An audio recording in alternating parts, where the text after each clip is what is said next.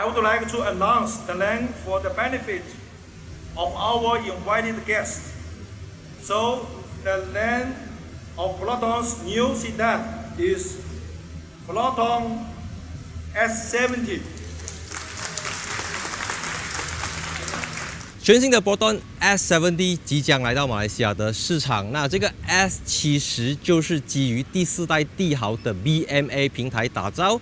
那虽然是一个 B segment 的平台，但 Proton 说这是一个 C segment sedan， 因为轴距是2650，就是比 CD 是2600啦，所以它就是比 B segment 长，但是还又没有到今时今日的 C segment 这个尺寸。但我觉得 Proton 推出一辆 sedan， 它的意义已经大于到底是什么 segment。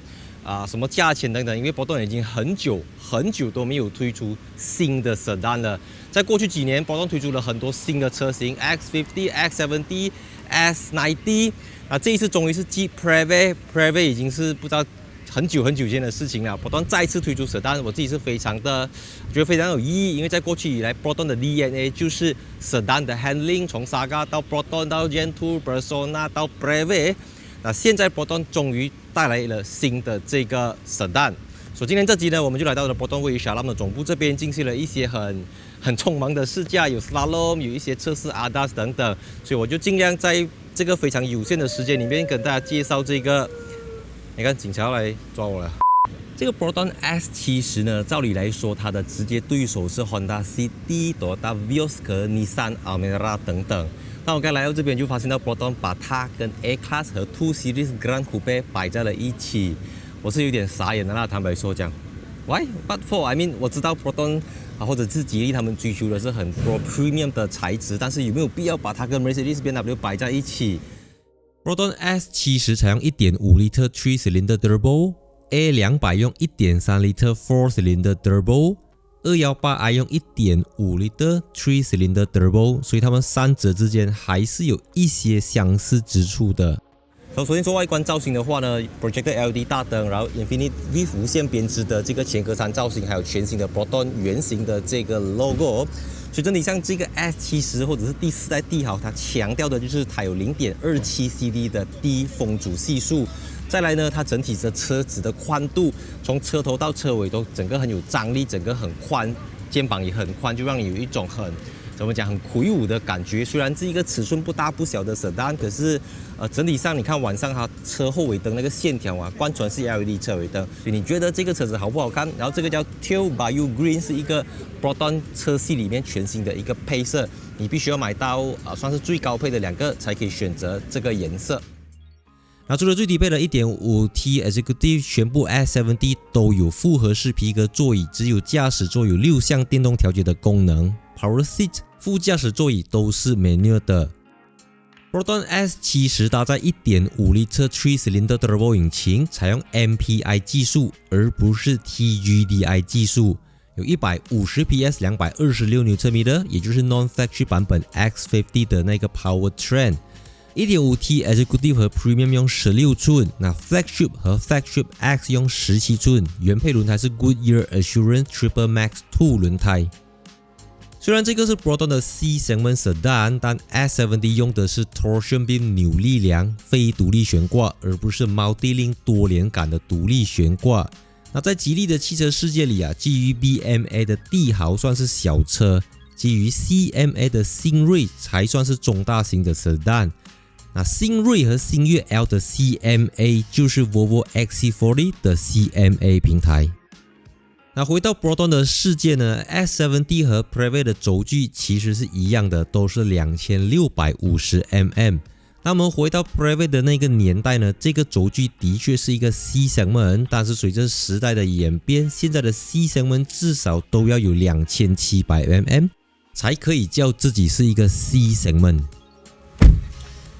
从 X70、X50 到 X90， 我们都已经看到了 Proton 和吉利结合之后推出的车款，它里面的质感是一次比一次还要来得更加的 premium。那来到这个 S70 也不例外，所以整个中控它就用了时下最流行的悬浮式萤幕，这个是一个 12.3 寸的萤幕。那这块荧幕的像素是1920x720 6GB 的 RAM 64GB 的 internal storage 内建 4G SIM card 支援 Proton Link Apps 和 Hi Proton 语音声控系统。那空调系统的主要功能都是透过这一块荧幕来调整的。但美中不足的就是呢，它里面没有 Apple CarPlay， 也没有 Android Auto， 这个我们在很早之前就已经知道了的。但是呢，虽然没有这些东西，但是 Proton 这个 Arcotech 他们研究的里面是有 Spotify、有 Shock、有 JOOX、JOOX Music， 很多东西都有。其实我觉得它缺的不是 CarPlay 还是 Android Auto， 它缺的就是 Google Map 或者是 Waze 呀。我觉得这个因为它里面内建那个地图很难用。除此之外，你要听 Spotify 等等都不需要连接手机，它自己就是一个独立的车机，可以独立上网。然后你买到最 low spec 的只是8寸而已。然后这边有一个这个10.3寸和10.25寸的这个电子仪表板，然后有 USB 接口、手机无线充电器，还有这个非常精美的排挡杆，好像宇宙飞船的推进器这样子。这个高配版呢有玻璃天窗，原来已经打开了，会不会这样热？然后质感方面，我觉得整体上是非常的，就延续了 X70、X90 的那一种感觉。我觉得没有得嫌啊，如果你真的我不懂它卖多少钱啊，如果你要拿来跟 CD 比，拿来跟 Vios 比，它绝对是完胜他们。甚至你拿来跟右边的 Two Series、左边的 A Class 来比，它也有过之而无不及。真的，你看这些东西。它的 Softa 这些东西已经告别了以往早期的 Proton， 你知道 Vera、Preve、Gen2、Persona 那种 Hard Plastic， 它有 Hard Plastic， 不过就好像 Mazda 3这样子，跟它隐藏在一些你看不到的地方，不是很显眼的地方。那这边没有注明是什么牌子的音响系统啦，我觉得，因为你感觉它是哇，太阳出来了。OK， 我要调低一下啊，大概就是这样子了。OK， 现在做下一个环节了 ，Let's go。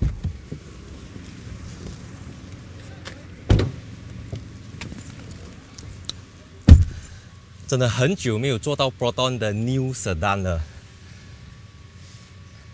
我这样子做，我觉得这个车子不大不小。然后我刚才就去了这边的 Two Series Grand Coupe， 我发现到 Two Series 的问题是这个地方太低了，因为它是一个 Grand Coupe 流线型车体，那它的头部空间就 OK。即便我坐到这个地方啊，都 OK， 我的头都不会动到这边，因为它还是讲究的是传统的 Sedan 造型。而且我很喜欢的是它地板中间这边几乎没有凸起来了，一点点而已，所以你中间要坐人的话 OK 的，那个腿不用这样子放，你还是能够这样子，然后你要左右移动它都 OK。那设备的话，马来西亚的天气有冷气出风口 Type A 跟 Type C 的接口它都有给你，然后一个 armrest 2个杯架等等，所以坐起来的话它不会太低啊。我该坐去 A Class 啊，哇，那个车包超低，然后整个车子好像很高耸、很阳春、很扁、很窄这样子。这个车子它的整个 cushion 啊，你看它整个很厚啊，而且很厚很软，坐起来它会给你一种吸附感，有一种包覆感在那边啊。当然，如果你讲包覆感的话，Two Series Grand Coupe 肯定好过它，但 Two Series 因为你知道吗，车顶太低了，所以我觉得整体来讲，它真的是一个下打 CD Vios 上打 A Class Two Series Grand Coupe 的一款。我觉得它是一个非常非常有吸引力的一款 Proton 的 New Sedan 啊，其他东西我不敢讲，不过就后排的乘坐空间真的有一定的优势，这种不大又不小。看 S70 的行李箱空间有500公升，收。OK， Sedan。它可以算同级对手蛮大的啦，但是因为它不是一个 hatchback， 所以它不可以掀开来这样子，所以开口面积相当的小，相当的隐秘。然后这边后面椅子可以不给60、40呢？这样我看一下可以不可以？我是没有看到拉杆的，我去前面试一下。我去试一下啊。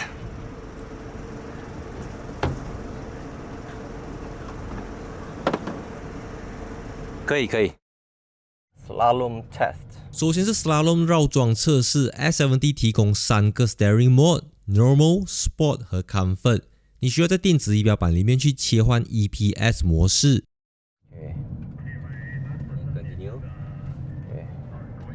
在标准模式下，它的转向偏软，激烈的摆动下，底盘还 hold 得住，但不是很刚硬的那一种。在更大幅度的摆动，车子会有一点飘。那我觉得这是一台强调家庭舒适性的 Sedan， 而不是强调运动化的产品。所以就初次试驾的体验呢，10分我可以给它5.99分。第二个试驾环节就是0到100的加速测试，对手是1.5 L 四气缸 NA 的 Honda City 和 Toyota Vios。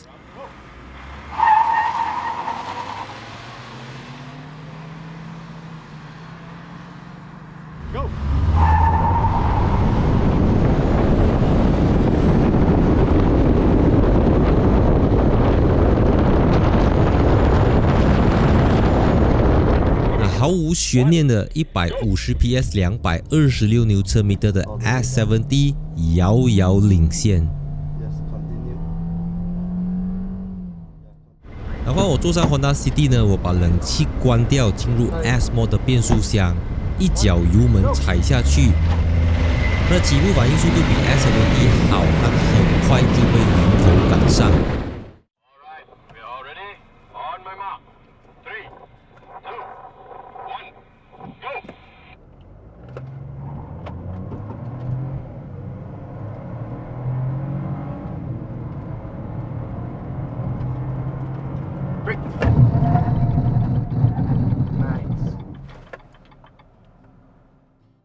S70 的尾力强劲，但起步的时候呢，它的 DCT 反应比较迟钝，属于一个慢热型的 DCT。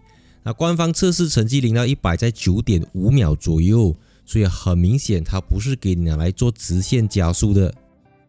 那最后波顿安排了 ADAS 主动式安全辅助系统的测试环节。这个 S70 全车有12个 sensor， 有 Level 2的半自动驾驶系统。Adaptive Cruise Control with Stop and Go 功能。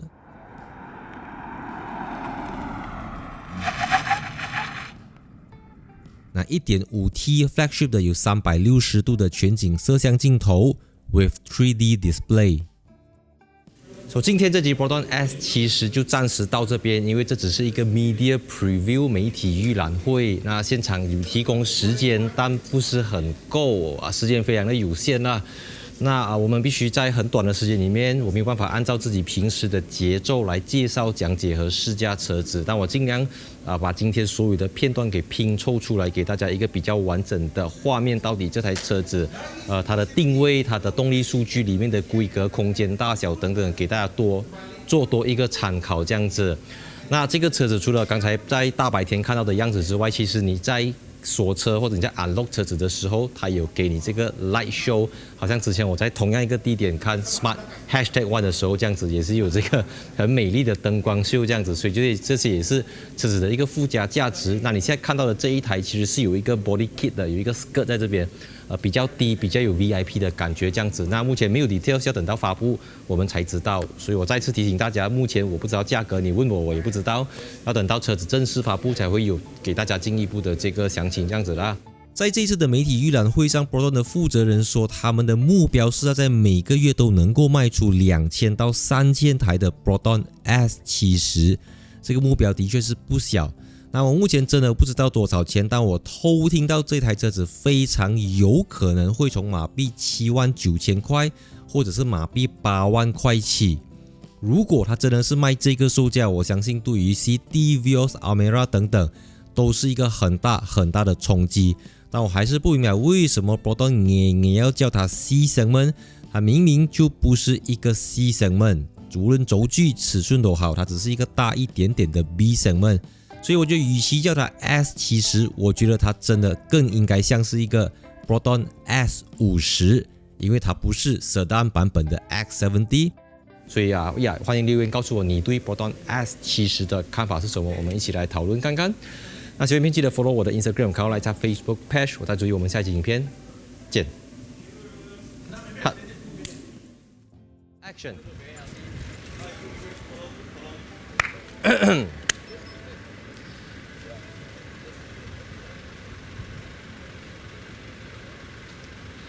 Rolling, keep rolling, roll, action。全新的 Proton S，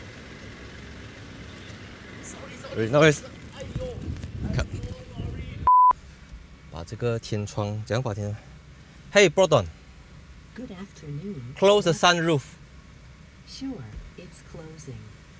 OK， 从 Proton X70 Proton X50 到 X90，我们都已经见识。Welcome to the ADAS demonstration. So today I will be demonstrating to you the lane keep assist and also the cruise control.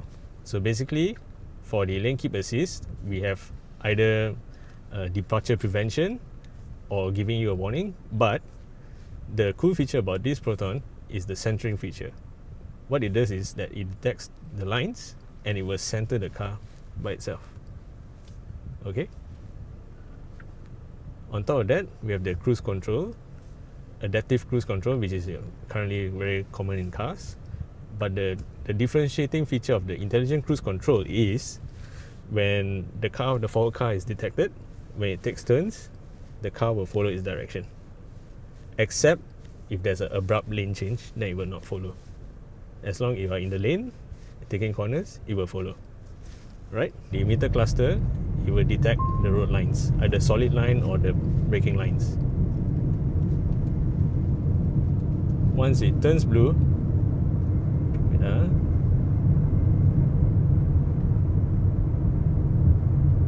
because of the banking, it's not detecting the lines properly. But this is not normal road conditions.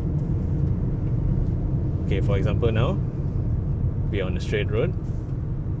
The system has detected the type of lines. If you pay attention to the steering wheel, it's centering by itself. I'm just barely touching it.